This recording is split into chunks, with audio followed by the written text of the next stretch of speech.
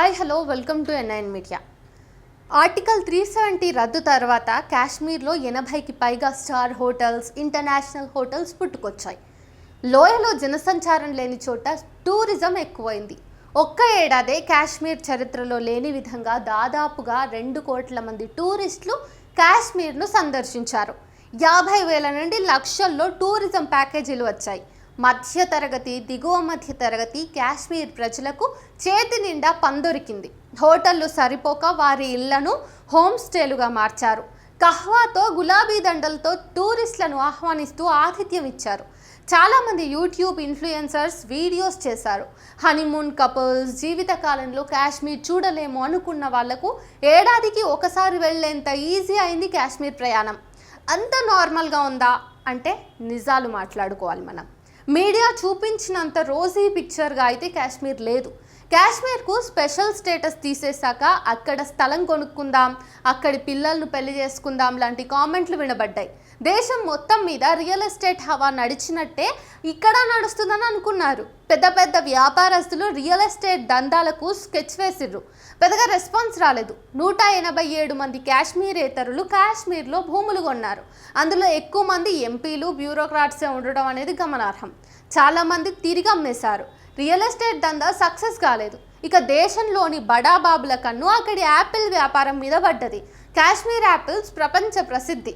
2.5 metric టన్నుల Apple పంటతో 2 మిలియన్ల కాశ్మీర్ జనాభాకు ప్రత్యక్ష పరోక్ష జీవనోపాధి యాపిల్ తోటలు. అయితే ఏమాత్రం ప్రిడిక్ట్ చేయలేని వాతావరణం, భారీగా పెరిగిన పెస్టిసైడ్ ధరలు, కోల్డ్ స్టోరేజ్ రెంట్తో సతమతమవుతున్న యాపిల్ రైతులకు కోలుకోలేని దెబ్బ. భారత ప్రభుత్వం Apple import America, Belgium, Russia లాంటి దేశాల నుండి దిగుమతి చేసుకుంటా ఉంది. ఫలితంగా కాశ్మీర్ యాపిల్ ధరలు భారీగా పడిపోయి అక్కడి చిన్న పెద్ద రైతులు, వ్యాపారులు లక్షల్లో నష్టం చవిచూశారు. ఇంపోర్టెడ్ యాపిల్పై 100% ఎక్సైజ్ సుంకం వేయాలని నిర్మలా సీతారామన్ గారికి మొరబెట్టుకున్నారు. అక్కడి యాపిల్ ఫిల్మ్స్ మీద ఆధిపత్యం చెలాయించాలని ఉవ్విళ్ళూరుతున్న సంస్థలు వర్కౌట్ అయ్యేలా లేదని ఒక్కొక్కటిగా తప్పుకున్నారు. ఇక మిగిలింది టూరిజం. దేశంలోని ఇతర టూరిస్ట్ ప్రాంతాలలో లాగానే ఇక్కడ హోటల్స్, ప్యాకేజెస్ అంటూ కార్పొరేట్ సంస్థలు ఆసక్తి చూపించాయి. వెంటనే కేంద్ర ప్రభుత్వం టూరిజం అభివృద్ధి అంటూ కాశ్మీర్లో అప్పటిదాకా ఉన్న అనేక ఆంక్షలను తొలగించింది. హోమ్ స్టేలు, పోనీల ద్వారా ఇన్నర్ స్పేసెస్కు రైడ్లతో సహా టూరిస్ట్ అట్రాక్షన్ ఊపందుకుంది. కాశ్మీర్లో అసలు వెళ్ళలేని గురేజ్, కీరన్, తీత్వాల్ లాంటి ప్రాంతాల్లో కూడా లావిష్ గోల్ఫ్ కోర్ట్లు, డెస్టినేషన్ వెడ్డింగ్స్ జరుగుతూ ఉన్నాయి. తాజ్, వివంతా కొత్త హోటళ్ల కోసం ప్లానింగ్స్ చేసుకుంది.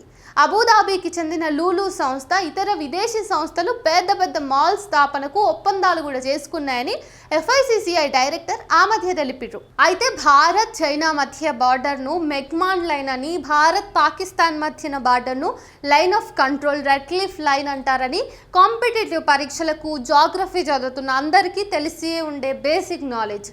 సో సైరిల్ రెడ్క్లిఫ్ భారత్కు, పాకిస్తాన్కు మధ్య బార్డర్ గీస్తూ ఒక శరీరాన్ని 2గా చీలుస్తున్నట్టు ఉంది. ఇంత ఘోరమైన పనిని నాకు అప్పగించడం నా దురదృష్టం అని బాధపడ్డారని మనం చదువుకున్నాం.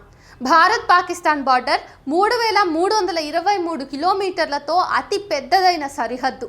ఈ బార్డర్ కాశ్మీర్ నుండి పంజాబ్, సింధ్, రాజస్థాన్, గుజరాత్ వరకు స్ప్రెడ్ అయి ఉంది. కాశ్మీర్ వైపు ఉన్న సరిహద్దు పెట్టని కోట వంటి హిమాలయాల వల్ల దుర్భేద్యమైన సరిహద్దుగా ఉంది. అయితే జాగ్రఫీ గుర్తుండే ఉంటుంది మీకు. పంజాబ్ వైపు అటారీ వాఘా బార్డర్, కర్తార్పూర్ బార్డర్ ఉంటాయి.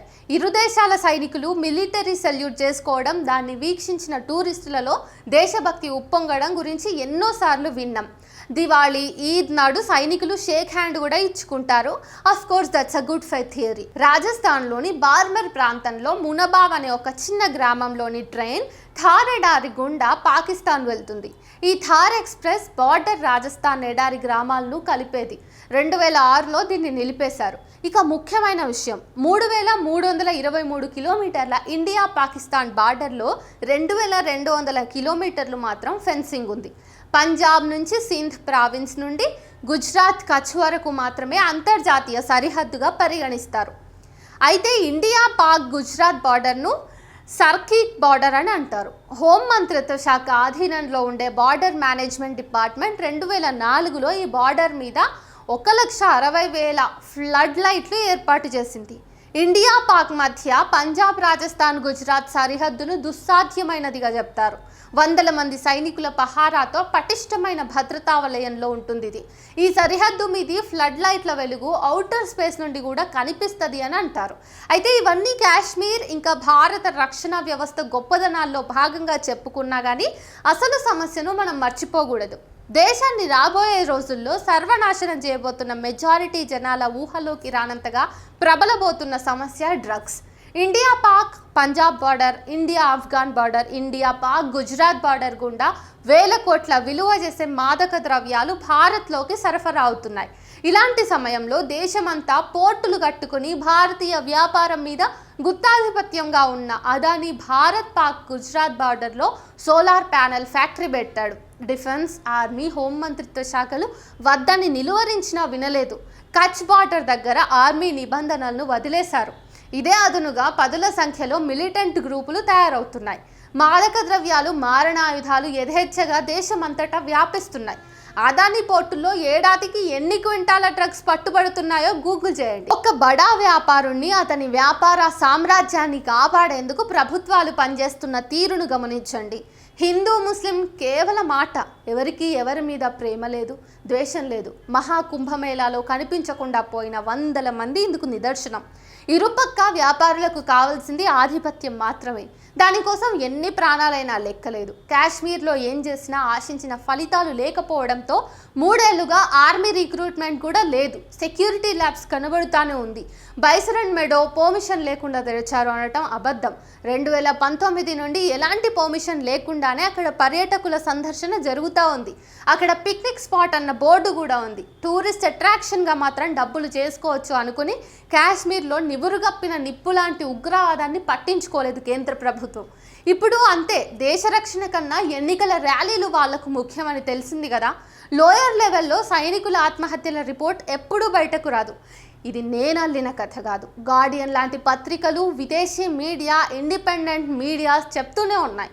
ఇక విదేశాల్లో పాకిస్తాన్ ఎంబసీల ముందు బాటిల్స్ పట్టుకుని, హిందూ ప్లకార్డులు పట్టుకుని పాకిస్తాన్ను హేళన చేసిన ఎన్ఆర్ఐల గురించి ఎంత తక్కువ మాట్లాడుకుంటే అంత మంచిది.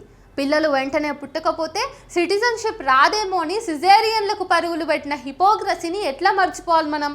మొన్నటికి మొన్న వైరల్ అయినటువంటి ఒక వీడియోలో కనిపించిన వృద్ధుడు స్వచ్ఛందంగా భారతీయ పౌరసత్వాన్ని వదిలేసుకున్నాడు. ఇక్కడ హిందూ ముస్లిం ఆటకు ఆజ్యం పోసేది, $1 మిలియన్ పార్టీ ఫండ్ ఇచ్చేది వాళ్ళే. ఇప్పుడు కొంతలో కొంత నయం. ఉగ్రవాదులు మతం చూసి చంపిన, బాధితులను ఆపదలో ఆదుకున్న కాశ్మీరీల మంచితనం బయటకు రావటం, జనం వాళ్ళ ఆదరణను చెప్పుకోవటం వల్ల హిందూ ముస్లిం మంటను ఎగదోసిన ప్రజలు విడిపోలేదు. ఈ స్పిరిట్, ఈ యూనిటీ ఉంటే చాలు, ఏ యుద్ధము రాదు. వాట్సాప్లో వండి వార్చే మీమ్స్ యుద్ధం మినహా. జై హింద్.